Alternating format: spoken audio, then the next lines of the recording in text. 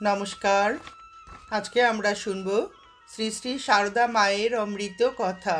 শক্তি রূপিণী শ্রী শ্রী মা সারদা। লিখেছেন গোবিন্দ গোপাল মুখোপাধ্যায়।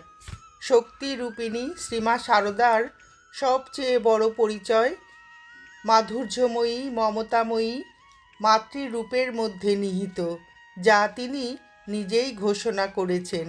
আমি মা, জগতের মা, সকলের মা, ব্রহ্মাণ্ড জুড়ে সকলেই আমার সন্তান। অনেকে তার এই অহেতুকী মমতা, নির্বিচার স্নেহের সুযোগ নিত। সবাইকে এইভাবে প্রশ্রয় দেওয়া অনেকেই পছন্দ করত না, কিন্তু তবু তিনি নিরুপায়।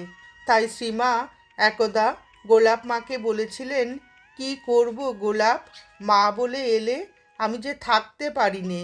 যোগিন মাকে বলেছিলেন, তা বাপু যাই বলো, কেউ মা বলে এসে দাঁড়ালে তাকে ফেরাতে পারবো না।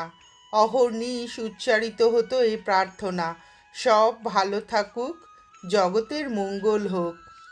ঠাকুর শ্রীরামকৃষ্ণদেব যখন অন্তর্ধান করলেন, তখন এই মমতাময়ীর অসীম স্নেহপাশেই তার মানব সন্তানেরা একত্রে বাঁধা রইলেন এবং সুরক্ষিত হলেন।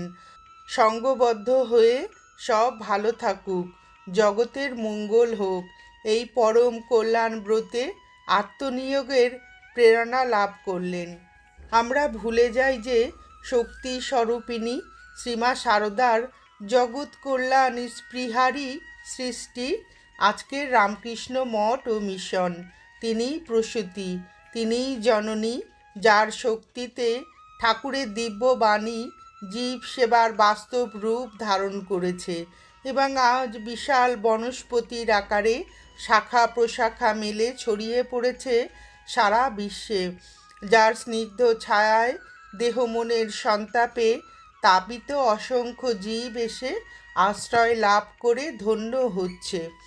শক্তি রূপিণী এই শ্রীমা সারদা যেমন সংগঠনের মূলে ঠাকুরের ভাবধারার বিধাত্রী ও রূপদাত্রী, তেমনি ঠাকুরের লীলা সঙ্গিনী রূপে পরমা গায়ত্রী ষোড়শী ভুবনেশ্বরী। শক্তির দুটি রূপ, বিদ্যা মায়া ও অবিদ্যা মায়া। আমরা গায়ত্রী মন্ত্রে আহ্বান করি, ধ্যান করি বিদ্যা রূপিণী মহামায়ার বরেণ্য ভর্গকে, যিনি আমাদের বুদ্ধিবৃত্তিকে যথাযথভাবে প্রেরণা দিলে তবেই আমরা পৌঁছাতে পারি সেই পরম লক্ষ্যে।